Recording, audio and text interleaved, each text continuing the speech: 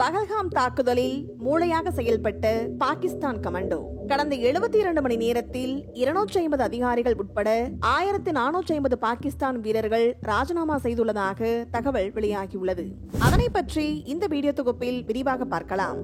ஜம்மு காஷ்மீரின் பகல்காம் பகுதியில் நடந்த சுற்றுலா பயணிகள் மீதான தாக்குதலுக்கு பின்னணியில் பாகிஸ்தானைச் சேர்ந்த தீவிரவாதி ஹாசிம் முசா உள்ளது விசாரணையில் உறுதி செய்யப்பட்டுள்ளது. மேலும் முசா பாகிஸ்தான் ராணுவத்தின் சிறப்பு சேவைகள் குழு எனப்படும் படையில் பரா கமாண்டோவாக பணியாற்றியவர் என்பது கண்டறியப்பட்டுள்ளது. இதனால் இந்த தாக்குதல் பின்னணியில் பாகிஸ்தான் இருக்கலாம் என்ற சந்தேகம் தற்போது வலுத்துள்ளது. கடந்த 22ஆம் தேதி காஷ்மீரின் பகல்காம் பகுதியில் இருந்த சுற்றுலா பயணிகள் மீது ராணுவ உடையில் வந்த தீவிரவாதிகள் திடீர் தாக்குதல் நடத்தினார்கள். அதில் உள்ளூரைச் சேர்ந்த ஒருவர் உட்பட 26 பேர் பலியாகினார்கள். நாடு முழுவதும் இந்த சம்பவம் கடும் அதிர்வலைகளை ஏற்படுத்திய நிலையில் பிரதமர் மோடி மற்றும் அமித்ஷா உள்ளிட்டோர் கடும் கண்டனங்களை தெரிவித்தார்கள். மேலும் அமெரிக்கா, இங்கிலாந்து, பிரான்ஸ், இஸ்ரேல் உள்ளிட்ட பல்வேறு நாடுகளும் தங்கள் கண்டனத்தை பதிவு செய்துள்ளது. குற்றவாளிகள் உலகில் எந்த மூலையில் இருந்தாலும் விடமாட்டோம், அவர்களுக்கு தக்க தண்டனை பெற்றுத் தருவோம் என்று பிரதமர் நரேந்திர மோடி சூளுரைத்துள்ளார்.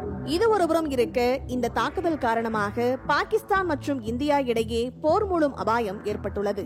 அதற்கு ஏற்றாற் போல இரு நாடுகளுக்கும் இடையேயான வரலாற்று சிறப்புமிக்க பல முக்கிய ஒப்பந்தங்கள் ரத்து செய்யப்பட்டுள்ளதோடு இரு நாடுகளும் போர் பயிற்சியில் ஈடுபட்டு வருகின்றன.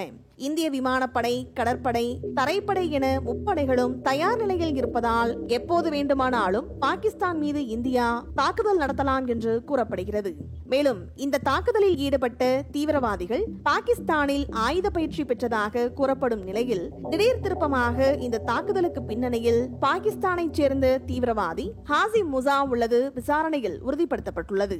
மேலும் முசா பாகிஸ்தான் ராணுவத்தின் சிறப்பு சேவைகள் குழு எனப்படும் படையில் பரா கமாண்டோவாக பணியாற்றியவர் என்பது கண்டறியப்பட்டுள்ளது. இதனால் இந்த தாக்குதல் பின்னணியில் பாகிஸ்தான் இருக்கலாம் என்ற சந்தேகம் தற்போது வலுத்துள்ளது. இதற்கிடையில் இந்தியாவின் ஆக்ரோஷமான நிலையை உணர்ந்த பாகிஸ்தானுக்கு பீதி ஏற்பட்டுள்ளது.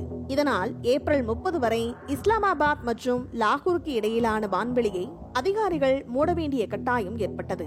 இதற்கிடையில் இந்தியாவிற்கும் பாகிஸ்தானுக்கும் இடையே அடுத்த 2 அல்லது 3 நாட்களுக்குள் போர் வெடிக்கக்கூடும் என்று ஆசிப் கூறியுள்ளார். மேலும் பாகிஸ்தான் ராணுவ தலைவர் அசீம் முனீருக்கு எழுதிய கடிதத்தில் லெப்டினன்ட் ஜெனரல் உமர் அகமது கடந்த 72 மணி நேரத்தில் 250 அதிகாரிகள் உட்பட 1450 வீரர்கள் ராஜினாமா செய்துள்ளதாக தெரிவித்துள்ளார்கள்.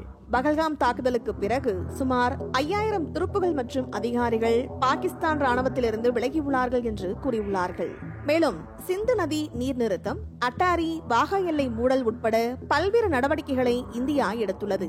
பதிலுக்கு பாகிஸ்தானும் ஷிம்லா ஒப்பந்தத்தை நிறுத்தி வைத்துள்ளது. தங்கள் நாட்டு வான்பரப்பை இந்திய விமானங்கள் பயன்படுத்தக்கூடாது என்றும் பாகிஸ்தான் கூறியுள்ளது. அதுபோக எல்லையிலும் அடாவடியாக அத்துமீறி துப்பாக்கி சூடு நடத்தி வருகிறது.